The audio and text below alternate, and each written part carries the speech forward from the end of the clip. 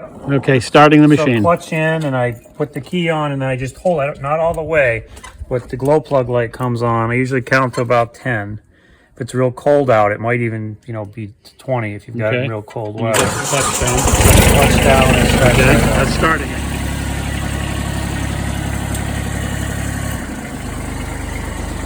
Best to be on level ground. Now, you never want to forget to put the feet down. Oh, these feet. So make sure, we have to make sure these are down. This is to remove the bucket. Okay. Look here, Gary. Big thing is you want this to be kind of back against this, so you get these pins out. They're tight right now. So usually what I do is I just push down on the bucket a little bit To get this to be tighter? Yeah, and I curl it out, push it all the way back. Okay. The whole thing is kind of pushed back against this. You see this is loose now? Right, yeah. If I do this, store it here. Yeah. Nice. You never have to struggle with that. That's right. Once you have the weight off it, yeah. Then what you do is you kind of go the opposite. You curl the bucket a little. And how are you curling the bucket? So I'll go in to curl it, and you'll get used to it. And you'll kind of watch here, but now what I'll do is I'll push the whole tractor back with it. Right, yeah. Curl it a little more, and it'll pop up like that. Okay. Now it's free. Of course, you want to be careful. I wouldn't want to drive away right now because all my hydraulics are still. That's a good point, yeah. Okay? Yeah. But this is the main thing I wanted to show you is when you get to this point, the big thing, anytime you're working with the hydraulics, is to release the pressure. That's the most important thing because right now these still have pressure on them. Right. And you might get them off, but you'll never get them back on without using a screwdriver to release the hydraulic pressure. So now it's all, now that I've got it where I want it, I just do this. So all my hydraulic pressure is released now. Really? That releases the hydraulic pressure? If you watch, it just kind of dropped 1/4 of an inch. Really? Even with the motor off? Yep. Now, you pull up on the collar, but they come off real easy now. All right, great. If you hadn't released the pressure, they wouldn't have come off, and it would have been very difficult to get back on. Okay. So that's it. So now, so putting these back on, it's just color coded, match the colors. Try to do it like I did, hook it up, and then kind of just reversing the motions. You want to get it down in the bottom first. Yeah. So it kind of hooks in there, and then you'll just by moving it. Again, I pushed it all the way against the back. Right. So it was here. I pushed all the way against the back. Now these pins just slide in real easy. Nice. And same in the room. So that's all, this is all adjusted by moving the bucket. One way or the other. Now you're in four-wheel drive. Two-wheel, the four-wheel is the red one. You can see it's disconnected there, connected there for four-wheel drive. Okay. And I'm sorry, what was this again? So that's your deck and your the three-point hitch up and down. Right, yeah. Deck and three-point hitch. Yep. Okay. Pressure going up, obviously. If you dump in the bucket, it's got pressure.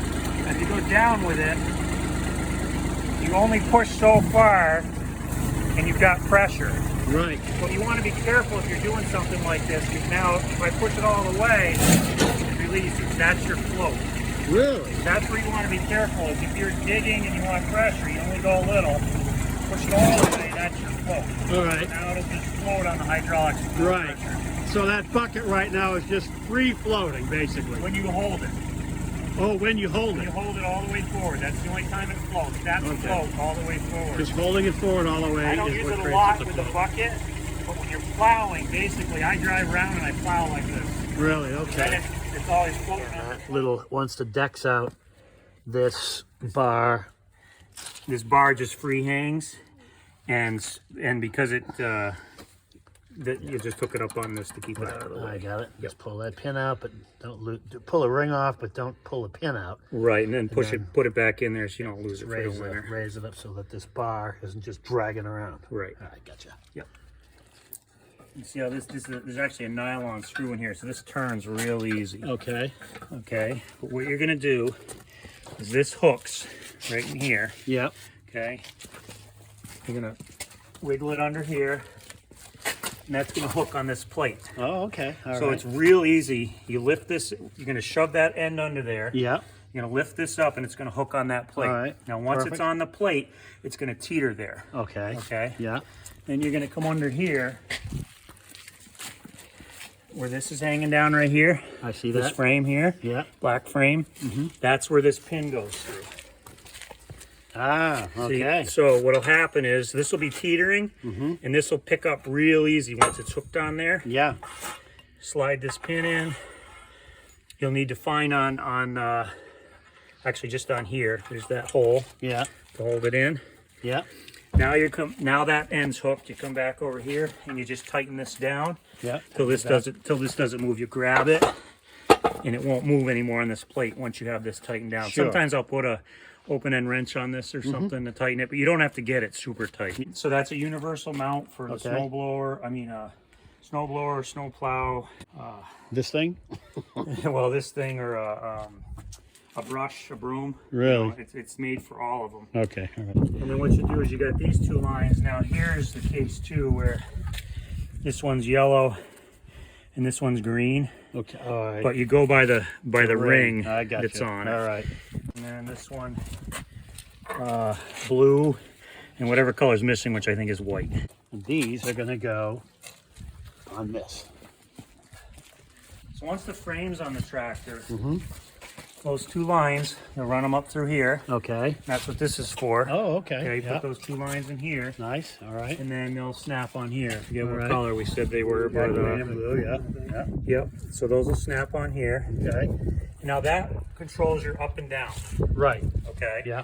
So you can use that frame, start it up, and it'll go up and down, which you'll want to do. Yeah. You'll now just drive over to it. Okay. Go up and down with this. Yeah. It's on the tractor. Yeah. Slide it right into there. Pick it up. You might have to jiggle it a little to get it all the way on. Sure. Okay. Yeah. And then this here is what holds it. You know. Oops. Oh, yeah, Pops okay. down that way. Yeah. So you'll have to have it in that position before you slide it on. Right. Yeah. And then you just do that, which holds it. Right. Coming up through that slot Yeah. in there. And right up that slot. And then just a safety pin Okay. to hold it. Nice. Nice. So now you've got the plow on there, but you don't have your angle hooked up yet. Right. So now you just take the two other hoses, run them in the same path. You'll see one of these is a little long, it's just the way they made it. Right. You run it to the same path through there, hook up your other two hoses, and now you've got your angle. Where do the other two hoses hook up? I'm sorry. The same spot. So you're going to run them Like the red and yellow ones. right through here, same thing, and you got your other two valves. Where they Oh, hook up. okay. So that little thing right there is just a lockout. It's just a lockout. You really don't use Right. it. So that's the Kabota hydrostatic oil will go in there after you've checked the dipstick for the hydrostatic oil. It's right there. You know, now you can over grease the deck bearings. I usually do those about twice a year. Talking about greasing here. And there's one here.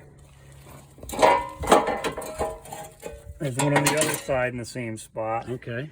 And then you'll see there's one here. Oh yeah. There's also one. There's the other, oh, down in here for the shaft. Oh yeah. Okay. And then there's one on each U-joint of the shaft. yeah. And I think one in the middle that controls it sliding. So usually what I do is once you take it off for the winter, I go through it, you know, give it, these you don't want to give much more than like 3 shots of grease. Yeah. Because you want to blow out the bearing seals. Yeah. But this time of year, you're going to take the deck off. Yeah. And that's when you can sharpen the blades and just grease those, and it's Yeah. all good for the spring, you know. Just kind of keep an eye on the bottom, and you'll be able to tell if there's any dirt or anything in there, you know, or So water. if that looks schmeggy, then I could just unscrew it and dump it. And Unscrew it, dump it, and put it back Help in. you out of Right. You won't get stuck. Now this is just your reverse. That's your differential lock to lock both wheels at the same time. And this, I believe, is for the... This controls your 3-point hitch, Right. the level it goes up and down. And you can